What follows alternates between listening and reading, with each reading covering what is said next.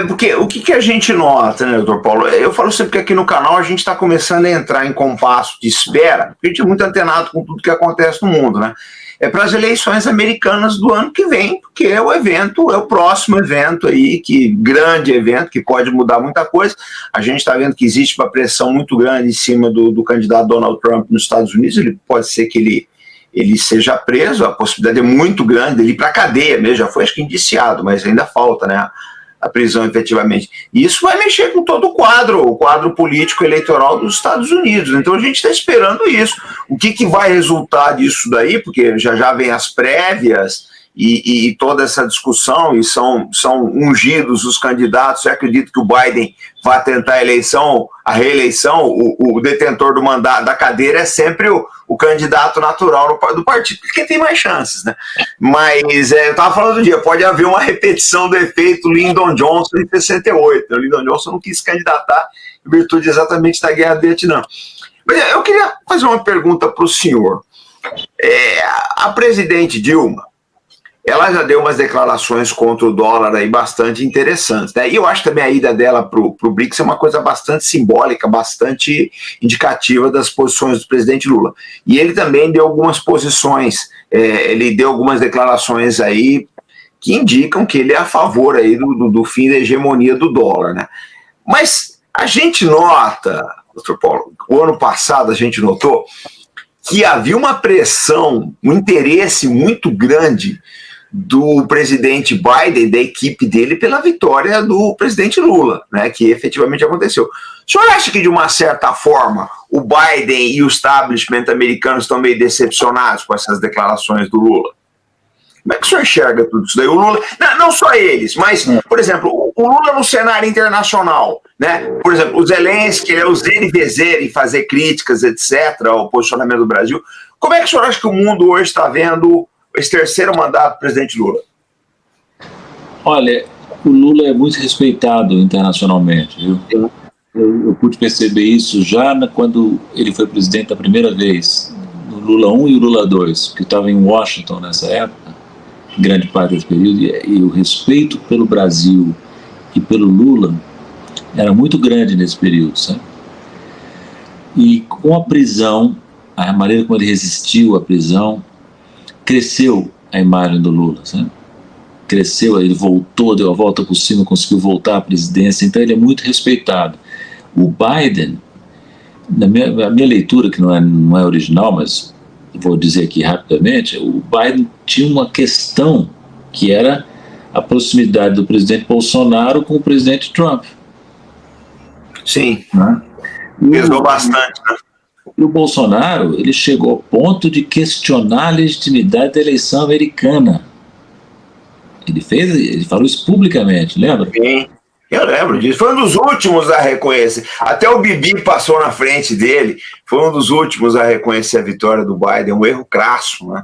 Então o Biden ficou muito preocupado com a reeleição do Bolsonaro, né? Tanto que porque nos Estados Unidos o problema é semelhante. Lá também tem uma força política que é aparentada com a força política do bolsonarismo no Brasil. Você diz a polarização dos dois países é similar? É similar. Nós reproduzimos a polarização americana com algum atraso, infelizmente, né? E qual é a prioridade do Biden? É o enfrentamento contra esse grupo político que pode ser o Trump ou alguém que o Trump endosse. Então, quando ele viu no Brasil uma disputa entre Lula e um candidato próximo ao trumpismo americano, ele preferiu o Lula. Eu entendo assim, sabe?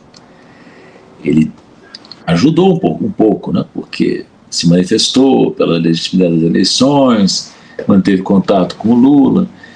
Agora, que esteja decepcionado, pode ser, mas aí é o seguinte, o Brasil tem que fazer o que interessa ao Brasil, não se preocupar se está decepcionando ou não outro país, né? A gente nota que o presidente Lula, ele quer colocar o Brasil realmente num lugar ao sol, a gente observa isso daí, né? E ele está pegando uma conjuntura internacional bastante complexa, né? Complexa. Eu pessoalmente sou contra hostilizar os Estados Unidos à toa, sabe? Eu acho que os Estados Unidos são um país com que nós temos boas relações, temos que ter boas relações com eles, com a Europa, sabe? Com a China, com a África, com a América Latina, com a Rússia. O Brasil não tem que ficar brigando à toa com outros países. Sim, então, sem dúvida. Eu não sou. Não tem nada a ganhar e muito a perder, né, doutor Paulo? Então o Brasil deve atuar sempre com cuidado, medindo as palavras e sem bravata, sabe? Sem bravata. Agora, os interesses brasileiros são, às vezes, contraditórios com os interesses europeus, com os interesses americanos, e aí nós temos que ficar perto. Vou dar um exemplo concreto, que nos contrapõe à União Europeia, claramente. É o acordo Mercosul-União Europeia, que é um acordo muito desfavorável para o Brasil. Foi negociado em 2019, o Mercosul cedeu em todos os pontos, e o acordo que se preparou e que se deseja que o governo Lula leve adiante é um acordo muito desfavorável a nós, por vários motivos. Aí não tem negócio de amizade. Somos amigos europeus? Sim, somos amigos europeus. Temos maior simpatia por eles. Tem europeus que constituíram o Brasil, portugueses sobretudo, mas nós não podemos ir em frente com esse acordo, porque esse acordo vai tolher as possibilidades de desenvolvimento do Brasil, em troca de praticamente nada. Foi uma das piores negociações que eu já vi na minha vida, né? Então aí é um exemplo concreto, sabe? Aí é o seguinte, não pode aceitar. Os europeus podem espernear, podem ficar muito descontentes com o Brasil, mas não é do nosso interesse. Não vamos hostilizar a Europa nunca. Não precisa hostilizar a Europa para sair dessa negociação ruim, sabe? E eu espero que o governo brasileiro não saia dessa negociação sem romper laços. Não precisa romper laços, mas não pode embarcar nisso. Hoje eu estava lendo aqui na Folha de São Paulo um artigo de uma liderança indígena, na página 3 da Folha de São Paulo. O nome me escapa agora. O artigo é uma defesa da posição europeia, das leis europeias contra a exportação de produtos resultantes de desmatamento. Muito equivocada essa posição. Muito equivocada. É claro que nós queremos proteger as florestas, nós queremos proteger as populações indígenas, mas nós não vamos subordinar a agenda europeia nesse assunto, entende? Lógico. Não ao custo da pobreza do nosso povo e o nosso desenvolvimento, né? Aí também é demais. A Amazônia não pode ser santuário. Isso o presidente Lula, se não me engano, até disse. E outros presidentes brasileiros já disseram no passado, né? Lá existem milhões e milhões de brasileiros que precisam trabalhar na Amazônia. Não podem ser impedidos de trabalhar porque os europeus, e não sei mais o quem, querem preservar a Amazônia para benefício da suposta humanidade que nem existe. Entende? Então o Brasil vai se preocupar com os efeitos do que nós fazemos na Amazônia sobre outros países? Vai. Faz parte de uma postura civilizada do Brasil. Mas nós não podemos subordinar a política nossa em relação à Amazônia ao que pensam os europeus, ao que pensam os americanos, ao que pensam as ONGs financiadas por países desenvolvidos.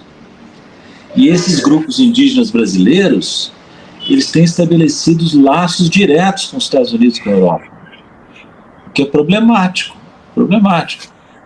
porque são brasileiros, que nós temos que ser tratados como brasileiros, mas não são uma nação dentro do Brasil, só tem uma nação que é brasileira, todos os outros são brasileiros, não existem nações indígenas dentro do Brasil.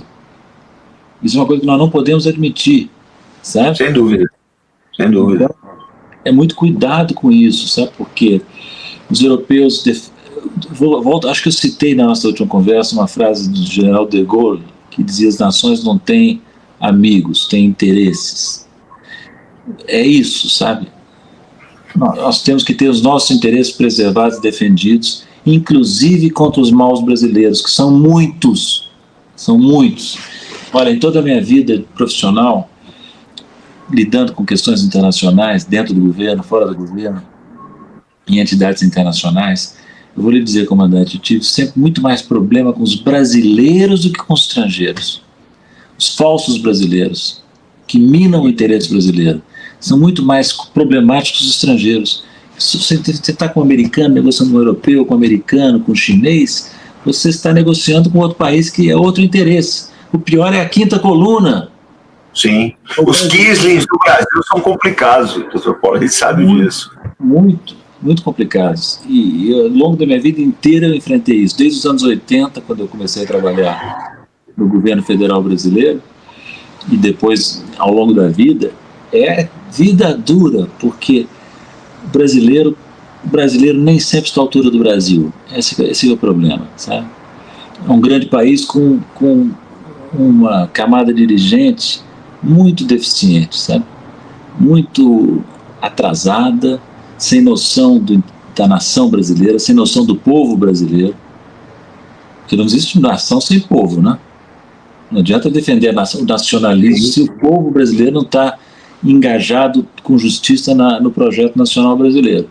Então a elite, vamos chamar de elite, mas é um termo ruim, né? Porque tem uma conotação positiva. A camada dirigente brasileira é egoísta, hostil ao interesse popular e subordinada à agenda dos países desenvolvidos, principalmente os Estados Unidos. Antes era a Europa, agora mais os Estados Unidos. Eles não se consideram brasileiros, não, doutor Paulo. Eles não se consideram. São transnacionais, é um pessoal com a cabeça completamente fora do país. Às vezes é gente que tem vários passaportes na gaveta. É uma coisa, mas eu penso assim, quando eu trago uma pessoa como o senhor, que tem esse amor, como o senhor, que tem esse amor ao Brasil, que tem essa vida toda dedicada ao nosso país, que defende os nossos interesses, parece que não, doutor, mas nós estamos formando uma geração de nacionalistas. A geração desse canal, ela é uma geração que briga muito, e o pessoal vai, escreve para os deputados, escreve para os senadores, é muito legal. Então, não pensa o senhor que essa noite foi uma noite perdida. O senhor hoje reforçou as sementes. Pode ter certeza disso. O que o senhor está falando aqui tem repercussão.